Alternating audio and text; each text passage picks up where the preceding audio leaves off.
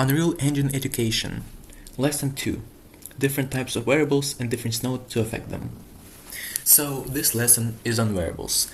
To create a variable in any blueprint, there is a My Blueprint tab and there is a variable dropdown. To add a variable, just click on plus. And you can name it and you could give it a type. You can change the name and the type at any time. So let me tell you about the most basic types of variables. There's an integer. Integer is literally an integer. It stores all integers, meaning non-decimal numbers, positive and negative. Float. There's no double for those who know programming. There's no double in Unreal Engine 5. There's just float. Float is the same as integer, but also includes all decimal numbers. String. String can use letters and numbers. So you can type any text in here. There is in Unreal Engine 5 there's string, there's text, and there's a name. I'll tell you about the difference later. There is a boolean. Boolean contains either true or false values. Vector contains 3 float values representing x, y, and z position in the world. Rotator is pretty much the same as vector, but it represents a x, y, and z rotation relative to initial rotation. Transform, it consists of one location, one rotation, and one scale. Object reference. So in Unreal Engine 5 you can put any type of blueprint or pretty much anything into a variable, and the variable will be referencing this exact object. So for example, this will be third-person character, like the blueprint of the player. So now the difference between string, text, and name. String, all 3 of them do the same thing, but string, it can be used in an append node.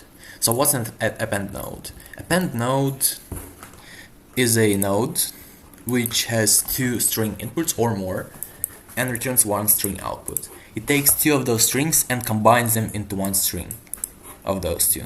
So only string can be used in this node.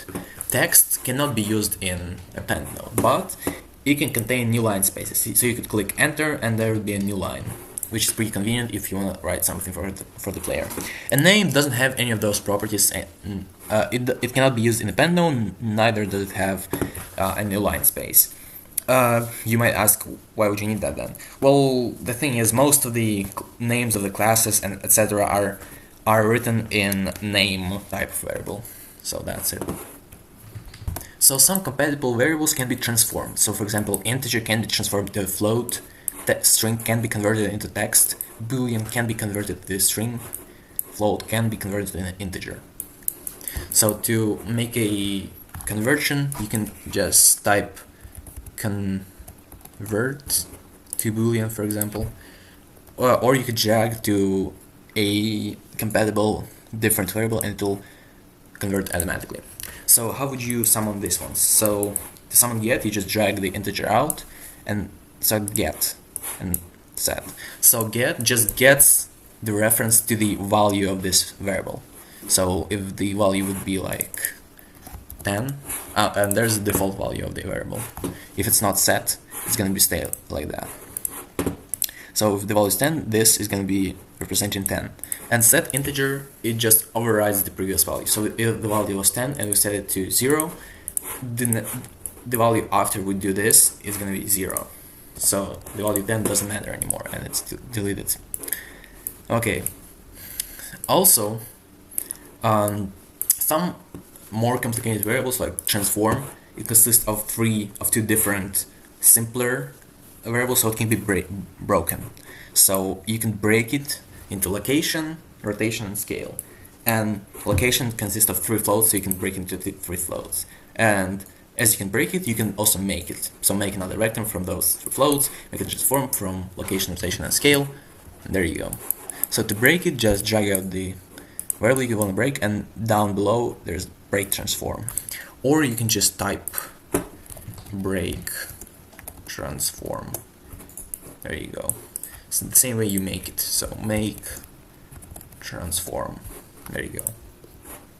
So there are tons of different operations you can do with variables. For example, in number variables, you can add them, subtract them, multiply, divide.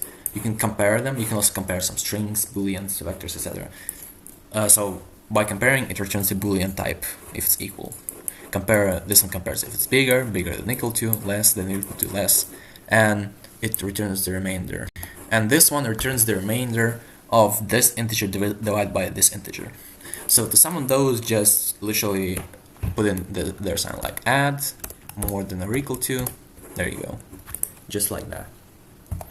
So that's pretty much it for this lesson. If you have any questions, feel free to ask.